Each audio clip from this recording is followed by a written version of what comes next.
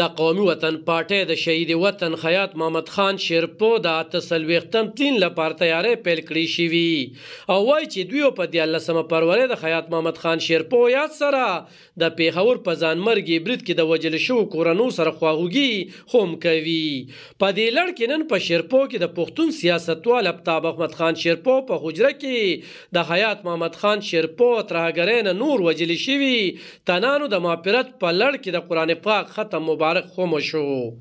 په دې مخال د ملت پالګون قومي وطن پارټۍ صوبایي صدر سکندر خیاط خان شیرپو ویل چې دوی به په 14 فروری یوه لویه جلسه کوي چې پکې به د امن غوښتنه په لومړي نمبر وي او بیا به شهیدانو ته خراج عقیدت وړاندې کوي.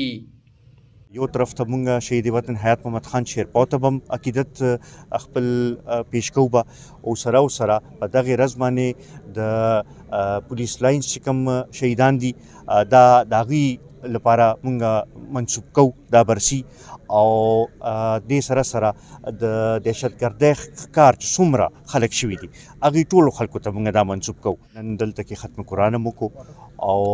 د هغوی برسي چې ده هغه په 14 فروری باندې مونږ منځو. په سیمه باندې د امن راوستلو لپاره به مونږ اواز به په دغه ورځ باندې اوچتوو او دا